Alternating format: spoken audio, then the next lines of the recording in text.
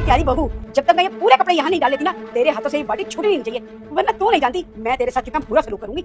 माँ जी, मेरे पेट में बहुत दर्द हो रहा है, मैं खड़ी भी नहीं हो पा रही, ऊपर से ये बाल्टी बहुत भारी है माँ जी, मेरा नहीं तो कम से कम मेरे बच्चे का ख्याल कीजिए माँ जी। अच्छा, मेरी प्यारी बहू बाल्टी भी नहीं उठा पा रही? बेटा तुझे बोला है ना, एक हाथ से बाल्टी पकड़, दूसरा हाथ यूज क्यों कर रही है? अब बता मेरी प्यारी बहू, बाल्टी उठा पाएगी या नहीं? ठीक है माँ जी, मैं एक हाथ से बाल्टी पकड़े रखूंगी, आप कपड़े डाल लीजिए। उठा लेगी ना? ऐसे ही पकड़े रही हो जब तक मैं पूरे कपड़े नहीं डाल लेती। अरे माँ, तुम क्यों कपड़े डाल रही हो? इसको डालने दो ना, क्योंकि जिस तरह ये हरकत की है ना सुबह काम ना करके, इसको ऐसे ही सजा मिलनी चाहिए। हाँ बेटा, तूने तो मुझे बहुत अच्छा आइडिया दे दिया। ओ महारानी, ये सारे कपड़े ना यहाँ डाल दे, और अगर ये बाल्टी तेरे हाथ से छूटी ना तो फिर तो देखियो तेरा मैं क्या हाल करूंगी। काम कर ले थोड़ा, ये ड्रामा मत कर।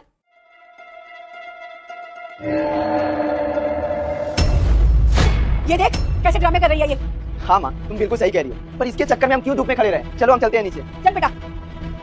बेटा, तुम्हारे घर पर बहुत बड़ी मुसीबत आने वाली है। अगर मुसीबत टालना चाहते हो तो बस इस चैनल को सब्सक्राइब करके कमेंट में हर हर महादेव लिख दो।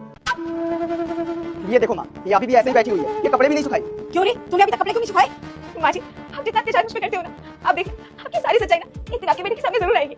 और आप क्या सोचते हो, अगर आप दोनों मुझे किसी से मिलने नहीं दोगे, मुझे किसी से बात करने नहीं दोगे, तो मुझे कोई बचाने नहीं आएगा।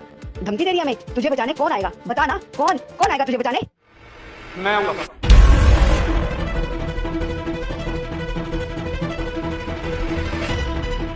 अरे वीरू बेटा, तू तो 2-3 महीने बाद आने वाला था ना, तू अचानक कैसे आ गया?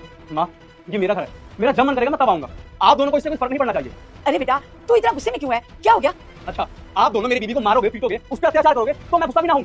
अरे बेटा, तू कैसी बातें कर रहा है? तेरी बीवी तो अकेले कपड़े सुखा रही थी, मैं तो इसकी हेल्प करने के लिए आई थी। हाँ भैया। अच्छा माँ, तो आपने हेल्प की है, ये हेल्प किया ना आपने?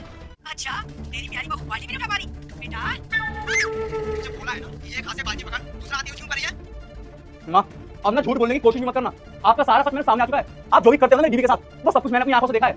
अरे वीरू बेटा, ऐसी कोई भी बात नहीं है। तेरी बीवी तो ना हम दोनों को खाना भी नहीं देती थी, सारा दिन भूखा रखती थी और हमको मारती भी थी, इस बेचारे को भी मारती थी। पूछ ले अपनी बीवी से जाए। और तो और बेटा, तेरी बीवी तो तुमसे बात भी नहीं करना चाहती थी, खुद नाराज हो जाती थी, और तू हम दोनों को ऐसे सुना रहा है। माँ, आपको ना कोई हक नहीं है मेरी बीवी पे हाथ उठाने का। ये मेरी बीवी है, आपकी हिम्मत भी कैसे हुई इसको मारने पीटने की?